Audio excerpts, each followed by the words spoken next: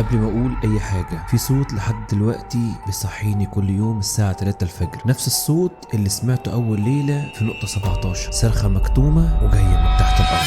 لو في يوم جالك استدعاء تجنيد وكتبولك انك رايح وحدة حدودية في نص الصحراء وتحديدا قطاع نقطة 17، اسمع الكلام ده كويس، ارفض حتى لو هتتحبس. انا احمد عبد السلام من شبرا، اتجندت سنة 2014. كنت فاكر اصعب حاجة في الجيش هي الزعيق والسلاح، بس اللي شفته هناك خلاني اشك هل انا فعلا رجعت ولا لسه محبوس جوه نقطة 17. قبل ما نبدأ عايزين نوصل الفيديو ده ل1000 لايك، اشترك في القناة واقفل النور وحط سماعاتك وركز معايا عشان هنبدأ الحكاية.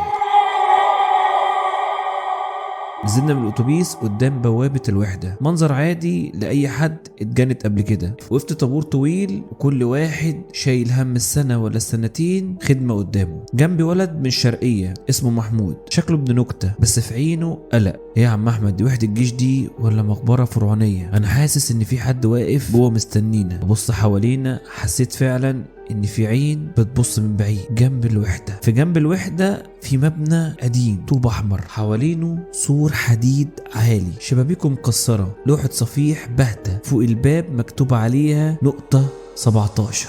عدى اول يومين في الطوابير وتنظيف السلاح. في اليوم الثالث شفت اسمي على الكشف، مجند احمد عبد السلام، باتشية ليل، البرج الثالث، قطاع نقطة 17. رحت لمحمود وقلت له بشراك يا سيدي، اول خدمة ليا في الجيش في نقطة 17 اللي انت بتقول عليها مقبرة. ضحك بقلق وقال لي ربنا يسترها، العساكر هنا بتتشائم من الحتة دي، بيقولوا ان اللي بيخدم كتير هناك بيتغير. دخل علينا عريف قديم اسمه شعبان. مين؟ احمد عبد السلام. انا يا فندم، هتطلع برج 3 النهارده وما تنامش وما تسيبش سلاحك، واي حركه تبلغ على اللاسلكي، مفهوم؟ وبعدين وقف بص ليه بنظره غريبه. لو سمعت اي صوت مش مفهوم ما تردش عليه وبلغ وبس. الكلمه علقت في دماغي، ما تردش عليه، ارد على ايه؟ الساعه كانت 2 بعد نص الليل. لما طلعت برج 3 البرد في الصحراء بيقطع العظم، وخصوصا وانت لابس بدله خفيفه. البرج عالي، سلمين حديد بيزيقوا مع كل خطوه بتطلعها. حطيت السلاح جنبي، فردت البطانيه على كرسي حديد وشغلت صمت تقيل لدرجة تحس بدقات قلبك في ودنك، بس في احساس تاني معايا، احساس ان البرج مش فاضي، ان في حد واقف ورا ظهرك ساكت. عدى حوالي ساعة وكفوني تقلت ودماغي فصلت وعايز انام، وفجأة اللاسلكي هنا نقطة 17 تمام. صوت خافت متقطع كأنه قديم. مسكت السماعة وقلبي بيدق. هنا برج 3، اكرر هنا برج 3. الصوت مش واضح.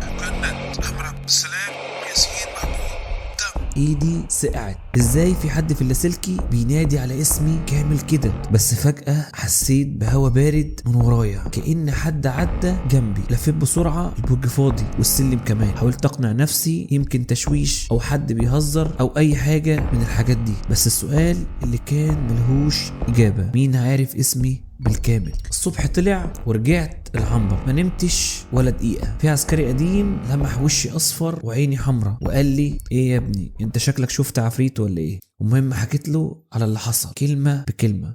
سكت شوية وبص للسقف. بص، في حكاية قديمة هنا عن النقطة 17 بس محدش بيقولها قدام الضباط. من ايام حرب 73 كان في فصيل كامل متمركز هناك. حصل اشتباك جامد، القائد سحب القوات وساب فصيل. اللي اتقال رسمي انهم استشهدوا، بس مش كل الجثث اتلاقت.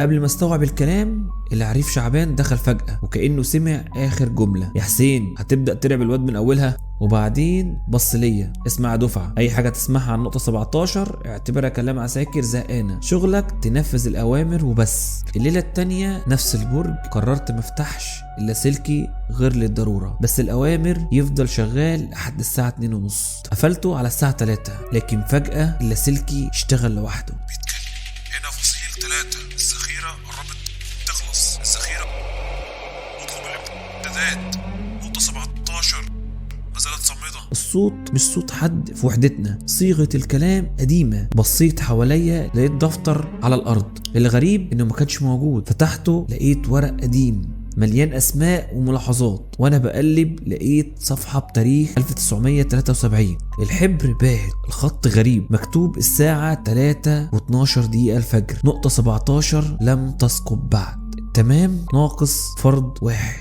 انا اتجمدت، التاريخ قبل ما اتولد، المفروض ان احنا في 2014، ازاي مكتوب التاريخ ده؟ رجعت الورق بسرعة وحسيت كأن البرج بيتحرك، كأنه واقف بين زمنين في نفس اللحظة. في اليوم اللي بعده وانا بساعد في مخزن الادوات لمحت اسم مكتوب على كرتونة، مجند رفعت السيد 2012. سألت محمود هو مين رفعت الاسم مكتوب على الكرتونة ده؟ قال لي ده مجند قديم خدم هنا من كام سنة في نفس القطاع، بيقولوا اتنقل لوحدة تانية بس في عساكر شافت اسمه في كشف الوفيات وبعدها اختفى. بالليل وانا في البرج بمسح الحيطة من التراب لقيت مكتوب بمسمار رفعت السيد 2012. انا لسه هنا. الرعشة اللي مسكت جسمي ساعتها انا ما نسيتهاش. وفي ليلة ما تتنسيش الساعة 1 بالليل الصفارة ضربت، الكل يجمع. الرائد فؤاد قائد السرية واقف في الساحة وقال في حركة في القطاع نقطة 17، اجهزوا. الحركة اشتغلت. احمد عبد السلام، محمود شرقاوي والعريف شعبان، تجهزوا تطلعوا تكشفوا على المبنى القديم. العريف شعبان اعترض،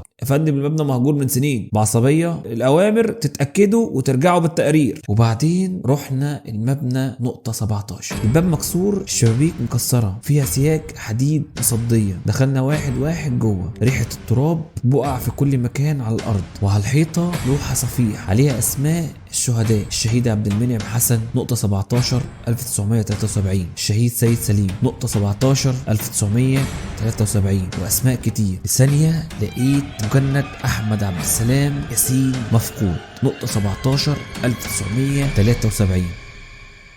قلبي وقع. ناديت محمود بص ده اسمي. قرب بالنور وبص وشدني بعيد، انت مجنون؟ مفيش اسماء هنا اصلا، انت شكلك تعبان يا احمد. بصيت تاني فعلا اسمي اختفى. هو انا بتخيل ولا المكان ده بيلعب بعقلي؟ في اخر الطرقه في باب حديد عليه قفل قديم، جهاز استشعار الحركه ادى اشاره ان في حركه جوه. محمود حط ايده على القفل وفجأة اللاسلكي اشتغل، اصوات طلقات من بعيد. هنا نقطة 17، الفصيل لسه صامت تمام، ناقص فرد. بس المرة دي الصوت مش خارج من اللاسلكي، الصوت طالع من الحيطان، من جوه الباب، من تحت الارض. المبنى نفسه بقى صدى للاصوات دي. شفت بعيني عسكري ببدلة قديمة مرمي في نفس الطرقة اللي احنا فيها، بيجروه وبيصرخوا بس هم مش شايفيننا. واحد منهم لف وبص ناحيتي وعينه سودة وفاضية، شاور على الباب الحديدي ومن غير ما يفتح بق سمعت صوت جوه دماغي، كلمة واحدة: افتح.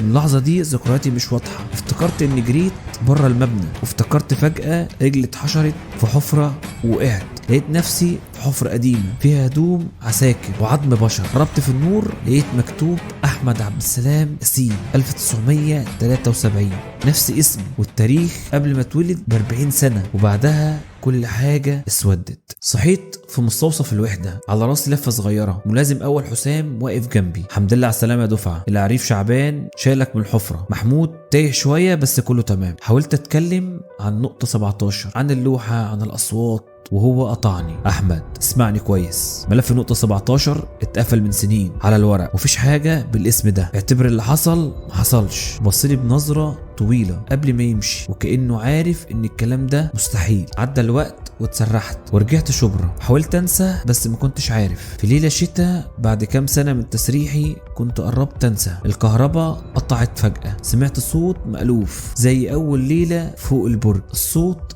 جاي من الدولاب. فتحت لقيت مخلة قديمة جواها بدلة وبيادة، ولقيت دفتر عليه تراب. مسحته وبصيت على التاريخ الإصدار، المفروض يبقى مكتوب عليه 2014، لقيت مكتوب عليه 6/10/1973، نفس التاريخ اللي كان على اللوحة في الحفرة. في اللحظة دي التلفزيون اشتغل لوحده مع ان الكهرباء مقطوعة. شاشة سودة ظهرت على التلفزيون، الصوت طالع من الشاشة اللي عمري ما نسيته: هنا نقطة 17 التمام، ناقص فرد، المجند احمد عبد السلام ياسين محمد غائب.